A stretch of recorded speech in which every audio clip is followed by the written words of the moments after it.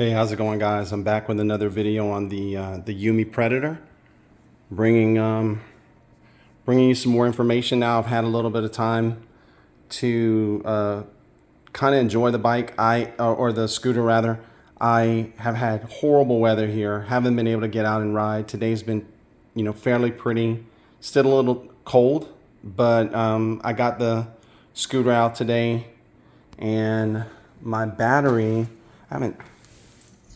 I've run it pretty good. I'm gonna bring you guys up here to the display.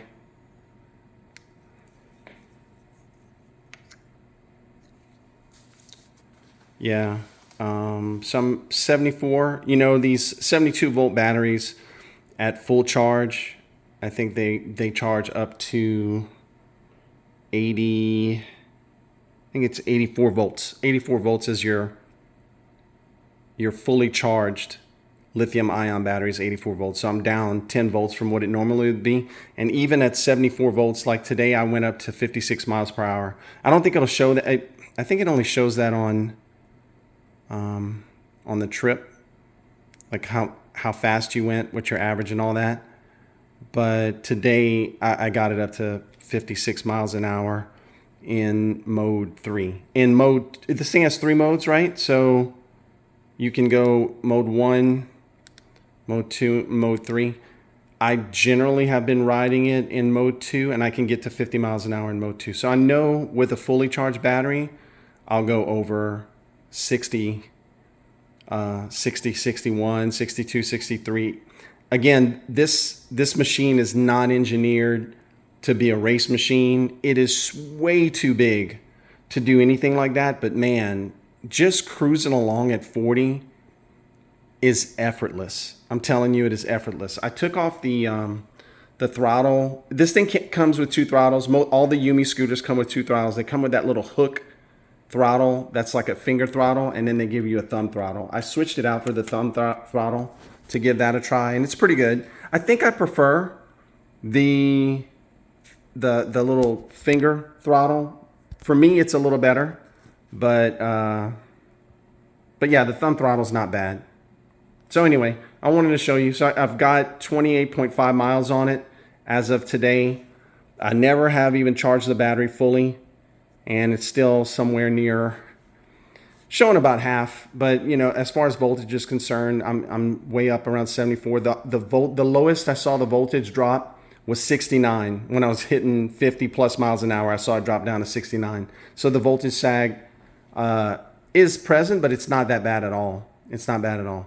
So anyway, I'm going to shut this off. The reason I started this video is because I had people asking to see underneath the deck. So I took the deck off for you guys so you can see what's going on. Here's obviously the battery.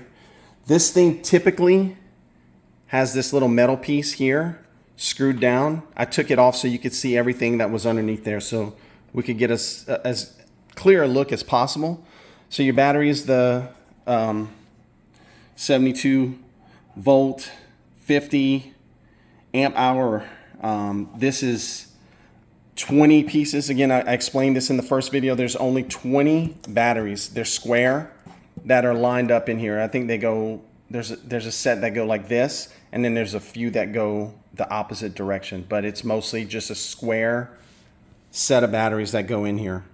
When you look in here, they have a couple of breakers to break, like the connection between the battery and the controllers. So before you could make any connections, you can cut that off. So a lot of people get sparks when you connect a battery to a controller, because the capacitors that are in these big controllers often have a charge stored, and they will make a huge spark. So they've kind of eliminated that with these big, what look like household breakers. They're 80 amp breakers that are here. I don't mind them. Some people will probably have issue with it. I don't mind them. And then you have your controller connectors here. Here's your 2 basically 60 amp controllers. These are the they list them as 57 amp sine wave controllers. On the side of the controller it says 60 amps. So this is the temperature controller.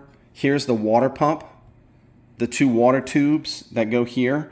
One goes in. This is your your actual like sink, your heat sink that goes between the two controllers, and it's connected with some heat transfer tape, and the water will go in here. When it reaches the temperature, it'll pump through and it'll go right along here. You can see that. Hope you can see it. It's kind of dark in there. I'm trying to use a light to get you guys a good look, but it goes in to here, feeds into this, circulates, comes back, and then back into the little closed circuit system. And that's it. I mean, everything is relatively neat. You don't have many wires that come out at all on the side of the battery, but this is it. Just a couple of connectors, your charge port connectors, and then here's your light controllers right over here. And then the wire management is great. I think the wire management is really good. You can see it coming right out of here. I meant to give you guys a look. This is like a front turn signal here. This is where your wiring come out. It has big, strong orange cables that go into the motor, and then your brakes are on the opposite side. What else did I want to tell you guys? Yeah, there's not a whole lot to show. I'm not going to pull the battery out. It's kind of a pain, but if you do have to take, when I say it's a pain, it's just a hassle. You got to run all your wiring back, but it has a couple of spring-loaded handles. So when it's time to come out, once you disconnect your plugs and pull your little breakers off to the side, it's plenty of wire. You can hang it off to the side, and then you pull up, and you can lift your battery out. It's got some little aluminum kind of like spacers down here to keep your battery in place while it's not, while you have the deck on. It has a little foam that goes over here, and then the deck sits on top of that. So it's nicely insulated. It's got a nice setup, in my opinion. So the last thing I wanted to show was this right here.